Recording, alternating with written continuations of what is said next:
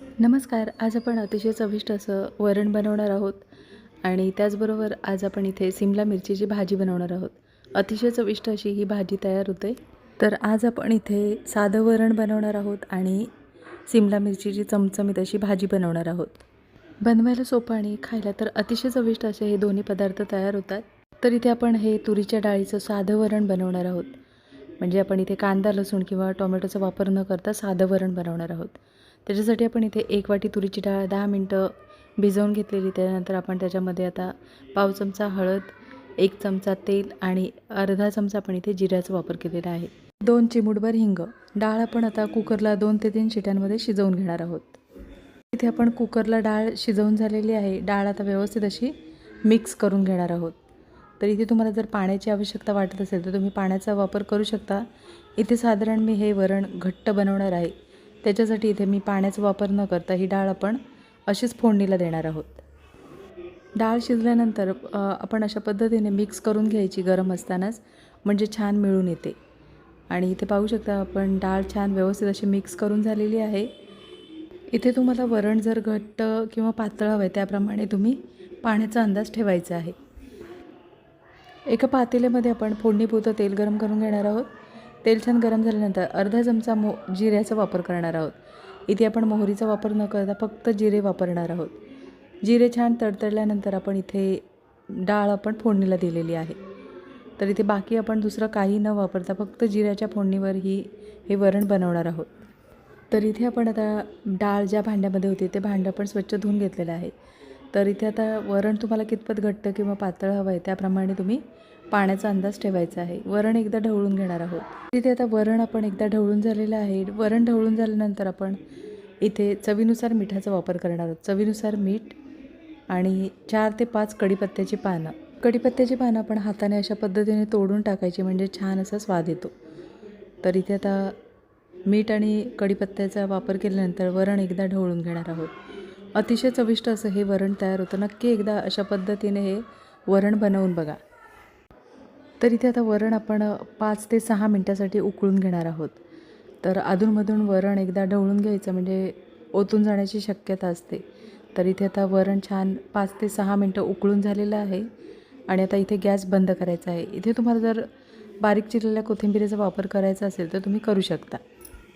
तर इथे वरण छान उकळलेलं आहे. गॅस बंद करायचा आहे आणि इथे आपलं हे छान साधं वरण तयार करून झालेलं आहे. कढईमध्ये आपण 1 छोटा चमचा आपण तेलाचा वापर करणार आहोत. तेल छान गरम झाल्यानंतर सिमला मिरचीचे छोटे मोठे असे तुम्ही तुमच्या आवडीनुसार तुकडे करून घेऊ शकता. इथे आपण अशा पद्धतीने सिमला मिरची चिरून घेतलेली आहे. त्याच्यानंतर आपण आता गॅसची फ्लेम थोडी मोठी करायची आहे आणि मोठ्या गॅसवर आपण सिमला मिरची आपण 2 ते 3 मिनटासाठी परतवून घेणार आहोत. गॅसची फ्लेम थोडी मोठी ठेवायची आहे आणि मोठ्या गॅसवरच आपण सिमला मिरची परतवून घेणार आहोत. सतत परतवत राहायचं आहे. तर इथे आता साधारण सिमला मिरची परतवून झाल्यानंतर कांद्याचे मोठे असे तुकडे करून घ्यायचे आहेत, म्हणजे पाकळ्या मोकळ्या करून घ्यायच्या आणि सिमला मिरचीमध्ये अशा पद्धतीने परतवून घ्यायची. तर इथे आता कांदा आणि सिमला मिरची आपण फास्ट गॅसवर परतवून घेणार आहोत. तर इथे पाहू शकता कांदा किंवा सिमला मिरची बिलकुल काळी झालेली नाही आहे.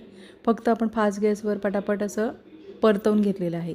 तर 2 ते 3 मिनटं झाल्यानंतर आपण सिमला मिरची आणि कांदा एका डिशमध्ये काढून घेणार आहोत.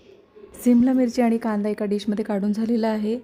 तर इथे आपण 1 टोमॅटो मिक्सरमध्ये बारीक करून घेणार आहोत. फक्त टोमॅटो पण बारीक करून घेतलेला आहे. तर पाण्याचा वापर न करता टोमॅटोची छान पेस्ट तयार करून घेतलेली आहे. ज्या कढईमध्ये आपण सिमला मिरची आणि कांदा तळून घेतलेला त्याच कढईमध्ये आपण फोडणीपुरतं तेल गरम करून घेतलेलं आहे. तेल छान गरम झाल्यानंतर एक बारीक चिरलेला कांदा छान लालसर होईपर्यंत परतवून घेणार आहोत. इथे तुम्हाला जर तेलाचं प्रमाण जास्त वाटत असेल तर तुम्ही तेलाचं प्रमाण थोडं कमी केलं तरीसुद्धा चालेल.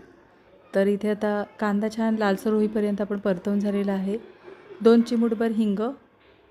इथे गॅसची फ्लेम एकदम स्लो ठेवायची आहे आणि स्लो गॅसवर आपण आता इथे कांदा परतवून झालेला आहे. कांदा परतवून झाल्यानंतर पोहे खायच्या चमच्याने 2 छोटे चमचे आपण इथे बेसनचा वापर केलेला आहे.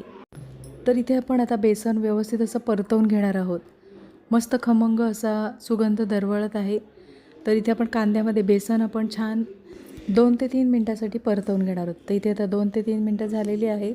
गॅसची फ्लेम स्लो ठेवायची आहे आणि इथे आपण पावडर मसाल्यांचा वापर करणार आहोत. 1 चमचा आपण इथे काश्मीरी लाल मिरची पावडर घेतलेली आहे आणि अर्धा चमचा लाल तिखट मिरची पावडरचा वापर केलेला आहे. पाव चमचा धणा पावडर आणि पाव चमचा आपण इथे जिरे पावडरचा वापर करणार आहोत. तर लक्षात ठेवा, 1 चमचा काश्मीरी लाल मिरची पावडर, अर्धा चमचा लाल तिखट मिरची पावडर आणि पाव चमचा आपण इथे धणा पावडर आणि पाव चमचा आपण इथे जिरे पावडरचा वापर केलेला आहे. पावडर मसाले आता आपण व्यवस्थित असे परतवून झालेले आहेत. तर इथे लाल तिखट मिरची पावडरचा वापर तुम्ही तुमच्या आवडीनुसार करू शकता. तर काश्मीरी लाल मिरची पावडरमुळे रंग खूप छान येतो म्हणून आपण इथे वापरलेला आहे. अर्धा चमचा आपण इथे आलं लसूण पेस्टचा वापर करणार आहोत. आलं लसूण पेस्ट आपण आता मसाल्यामध्ये व्यवस्थित असा परतवून घेणार आहोत. अगदी 1 ते 2 मिनटासाठी आपण परतवून घेणार आहोत, म्हणजे त्याचा जो कच्चेपणा असतो तो नाहीसा होतो. तर इथे आता आपण आलं लसूण पेस्ट परतवून झाल्यानंतर टोमॅटोची पेस्ट आहे ती आपण आता मिक्स करून घेणार आहोत.